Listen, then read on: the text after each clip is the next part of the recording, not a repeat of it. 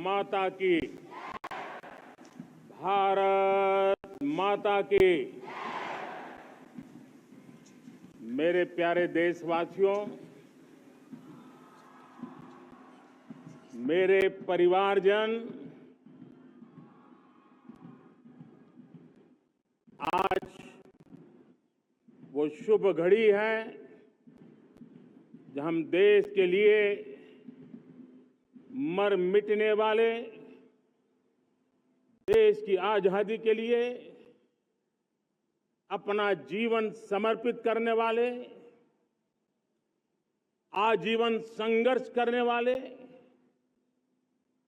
फांसी के तख्त पर चढ़कर के भारत मां की जय के नारे लगाने वाले अनगिनत आजादी के दीवानों को नमन करने का ये पर्व है, उनका पुण्य स्मरण करने का पर्व है। आजादी के दीवानों ने आज हमें आजादी के इस पर्व में स्वतंत्रता की सांस लेने के लिए सौभाग्य दिया है। यह देश उनका ऋणी है। ऐसे हर महापुरुष के प्रति हम अपना श्रद्धा भाव व्यक्त करते हैं। मेरे प्यारे देशवासियों, आज जो महानुभाव राष्ट्र रक्षा के लिए और राष्ट्र निर्माण के लिए पूरी लगन से, पूरी प्रतिबद्धता के साथ देश की रक्षा भी कर रहे हैं, देश को नई ऊंचाई पर ले जाने का प्रयास भी कर रहे हैं। चाहे वो हमारा किसान हो, हमारा जवान हो, हमारे नौजवानों का हौसला हो, हमारी माताओं बहनों का योगदान हो, दलित हो, पीड़ित हो, शोषित हो, वंचित हो, अभावों के बीच भी स्वतंत्रता के प्रति उसकी निष्ठा, लोकतंत्र के प्रति उसकी श्रद्धा, ये पूरे विश्व के लिए एक प्रेरक घटना है। मैं आज ऐसे सभी को आदरपूर्वक नमन करता हूं। प्यारे देशवासियों, इस वर्ष और पिछले कुछ वर्षों से प्राकृतिक आपदा के कारण हम सबकी चिंता बढ़ती चली जा रही है। प्राकृतिक आपदा में अनेक लोगों ने अपने परिवारजन खोए हैं, संपत्ति खोई है, राष्ट्र ने भी पारावार नुकसान भोगा है। मैं आज उन सब के प्रति अपनी संवेदना व्यक्त करता हूं और मैं उन्हें विश्वास दिलाता हूं कि यह देश इस संकट की घड़ी में उन सब के साथ खड़ा है। मेरे प्यारे देशवासियों, हम जरा आजादी के पहले के वो दिन याद करें। सैकड़ों साल की गुलामी, हर कालखंड संघर्ष का रहा। युवा हो, बुजुर्ग हो, किसान हो, महिला हो, आदिवासी हो, उन्होंने गुलामी के खिलाफ जंग लड़ते रहे, अविरत जंग लड़ते रहे।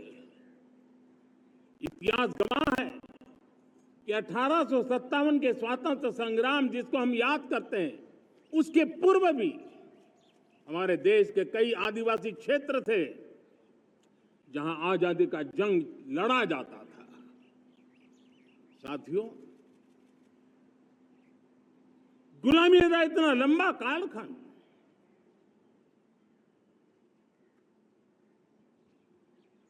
जुल्मी शासक, अपरंपार यातनाएं, सामान्य से सामान्य मानवीयों का विश्वास तोड़ने की हर तरकीब है। उसके बावजूद भी उस समय की जनसंख्या के हिसाब से करीब 40 करोड़ देशवासी आजादी के पूर्व 40 करोड़ देशवासियों ने वो जज्बा दिखाया, वो सामर्थ्य दिखाया, वो एक सपना लेकर के चले, एक संकल्प लेकर के चलते रहे, जूझते रहे। एक ही स्वर था, वंदे मातरम। एक ही सपना था, भारत की आजादी का। 40 करोड़ देशवासियों ने, और हमें गर्व है कि हमारी रगों में उन्हीं का खून है।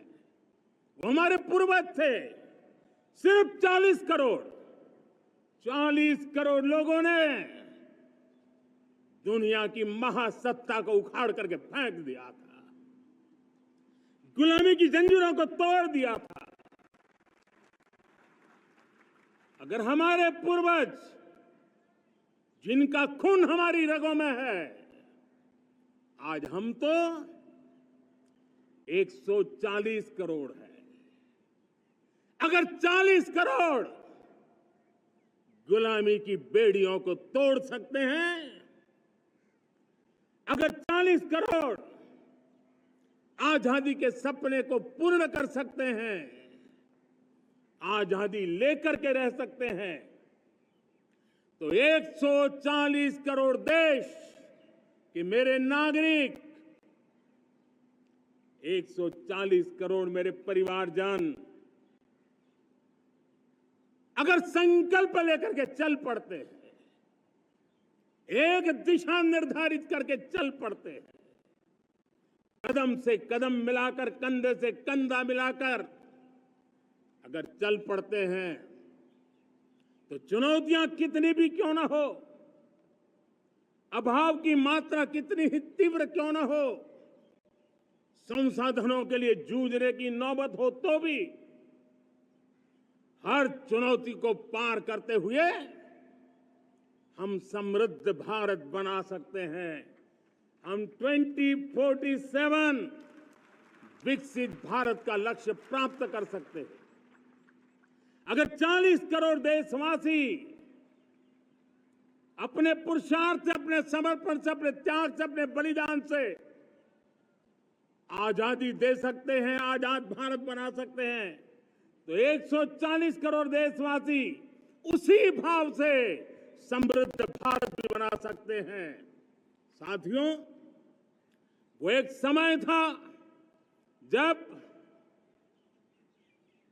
लोग देश के लिए मरने के लिए प्रतिबद्ध थे और आजादी मिली थी।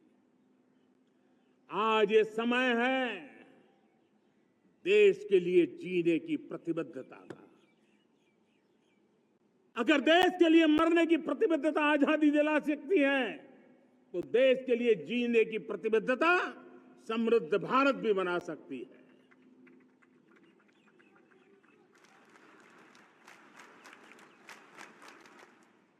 साथियों, विकसित भारत 2047 इस तरफ भाषण के शब्द नहीं है, इसके पीछे कठोर परिश्रम चल रहा है। देश के कोटि कोटि जनों के सुझाव लिए जा रहे हैं और हमने देशवासियों से सुझाव मांगे और मुझे प्रसन्नता है कि मेरे देश के करोड़ों नागरिकों ने विकसित भारत 2047 के लिए अनगिनत सुझाव दिए हैं। हर देशवासी का सपना उसमें प्रतिबिंबित हो रहा है। हर देशवासी का संकल्प उसमें झलकता है। युवा हो, बुजुर्ग हो, गांव के लोग हो, शहर के लोग हो, किसान हो, कामदार हो, दलित हो, आदिवासी हो, पहाड़ों में रहने वाले लोग, शहरों में रहने वाले लोग हैं, हर किसी ने 2047 में जब देश आजादी का 100 साल मनाएगा तब तक विकसित भारत के लिए अनमोल सुझाव दिए हैं। और मैं जब इन सुझावों को देखता था मेरा मन प्रसन्न हो रहा था। उन्होंने क्या लिखा? कुछ लोगों ने कहा कि दुनिया का स्किल कैपिटल बनाने का सुझाव हमारे सामने रखा। 2047 विकसित भारत के लिए कुछ लोगों ने भारत को मैन्युफैक्चरिंग का ग्लोबल हब बनाने का सुझाव दिया। कुछ लोगों ने भारत के हमारी यूनिवर्सिटीज ग्लोबल बने इसके लिए सुझाव दिया। कुछ लोगों ने यह भी कहा कि क्या आजादी के इतने सालों के बाद हमारा मीडिया ग्लोबल नहीं होना चाहिए। कुछ लोगों ने यह भी कहा कि हमारा स्किल्ड युवा विश्व की पहली पसंद बनना चाहिए। कुछ लोगों ने सुझाव दिया भारत को जल्द से जल्द जीवन के हर क्षेत्र में आत्मनिर्भर बनना चाहिए। कई लोगों ने सुझाव दिया कि हमारे किसान जो मोटा अनाज पैदा करते हैं, जिसको हम श्री अन्न कहते हैं, उस सुपर फूड को दुनिया के हर डाइनिंग टेबल पर पहुंचाना है। हमें विश्व के पोषण को भी बल देना है और भारत के छोटे किसानों को भी मजबूती देनी है।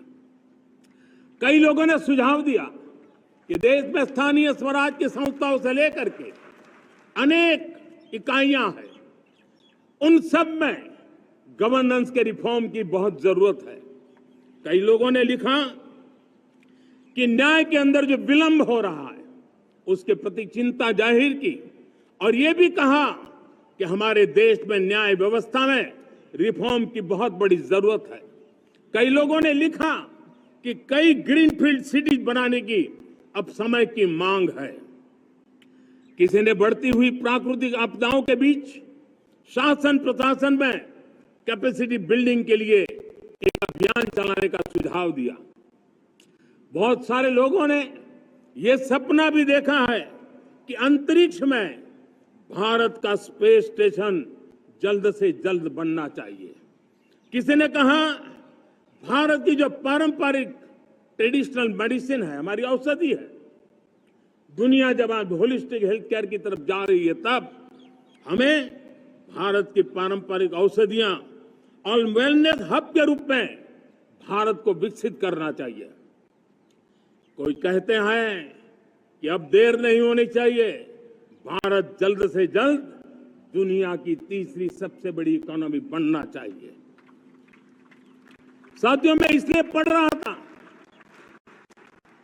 कि मेरे देशवासियों ने सुझाव दिए, मेरे देश के सामान्य नागरिक ने ये सुझाव हमें दिए हैं। मैं समझता हूं जब देशवासियों की इतनी विशाल सोच हो, देशवासियों के इतने बड़े सपने हो, देशवासियों की इन बातों में जब संकल्प झलकते हो तब हमारे भीतर एक नया संकल्प दृढ़ बन जाता है, हमारे मन में आत्मविश्वास नई ऊंचाई पर पहुंच जाता है। और साथियों, देशवासियों का ये भरोसा सिर्फ कोई इंटेलेक्चुअल डिबेट नहीं है, ये भरोसा अनुभव से निकला हुआ है। ये विश्वास लंबे कालखंड के परिश्रम की पैदावार है और इसलिए देश का सामान्य मानव याद करता है। जब लाल किले से कहा जाता है कि हिंदुस्तान के 18,000 गांवों में समय सीमा में बिजली पहुंचाएंगे और वो काम हो जाता है, तब भरोसा मजबूत हो जाता है। जब यह तय होता है कि आजादी के इतने सालों के बाद भी 2.5 करोड़ परिवार ऐसे हैं जहां बिजली नहीं है, वो अंधेरे में जिंदगी गुजारते हैं, 2.5 करोड़ घरों में बिजली पहुंच जाती है तब सामान्य मानवीय का भरोसा बढ़ जाता है। जब लाल किले